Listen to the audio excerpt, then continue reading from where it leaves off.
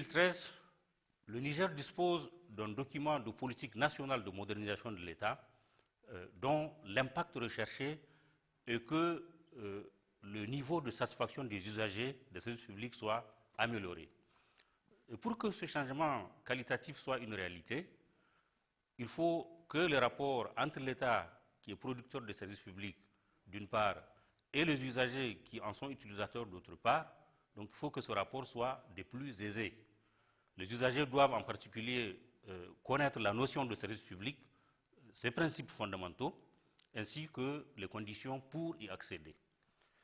Le service public désigne tout bien ou prestation de services assurés par l'État ou un de ses démembrements, notamment les collectivités territoriales ou les établissements publics, ou sous leur contrôle, n'est-ce pas, en vue de satisfaire un besoin d'intérêt général. Par exemple, la sécurité publique, l'éducation, la santé publique, les services d'assainissement, les services de voirie sont des services publics que nous connaissons et qui sont très courants. Sur le plan institutionnel, est considéré comme service public toute organisation ou un appareil administratif doté d'un ensemble de moyens, notamment humains, financiers et matériels, affectés à l'accomplissement d'une mission d'intérêt général. Il y a 4 principes fondamentaux qu'il faut retenir par rapport au service public. Il y a le principe de continuité du service public, il y a le principe d'égalité de tous devant le service public, il y a le principe de mutabilité et il y a le principe de neutralité. Un élément important sur lequel il faut revenir, c'est l'accès au service public.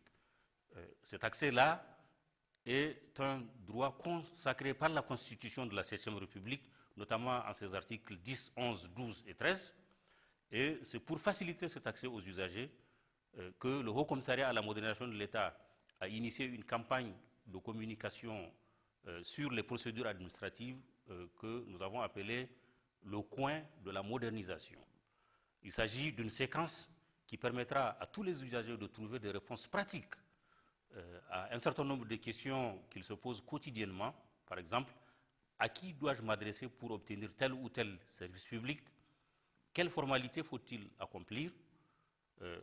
Comment obtenir telle ou telle pièce constitutive d'un dossier? Combien de temps faut-il pour obtenir tel ou tel service public? Combien coûte l'obtention d'un service public?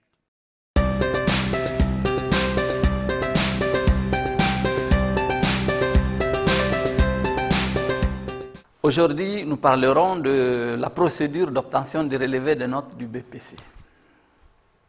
Qu'est-ce que le relevé de notes du BPC?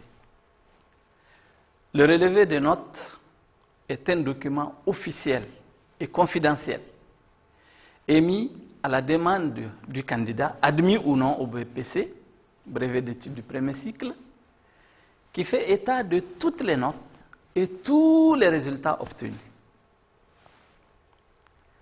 Qui délivre le relevé de notes du BPC?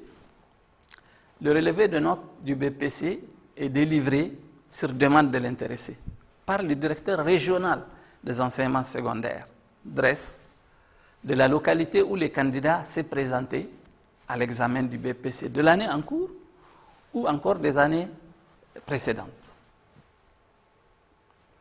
À qui délivre-t-on le relevé de notes du BPC? Le relevé de notes du BPC se fait sur présentation par l'intéressé de sa carte scolaire ou de toute autre pièce d'identité. Il ne peut être remis à une tierce personne, les parents, les employeurs par exemple, sans procuration. Combien coûte la délivrance du relevé de notes du BPC? Le relevé de notes du BPC est gratuit. Dans quel délai délivre-t-on le relevé de notes du BPC? Il est établi en 1 semaine tout au plus. Voici, mesdames et messieurs, ce que nous pouvons dire sur la procédure d'obtention du relevé de notes du BPC et nous vous remercions pour votre attention.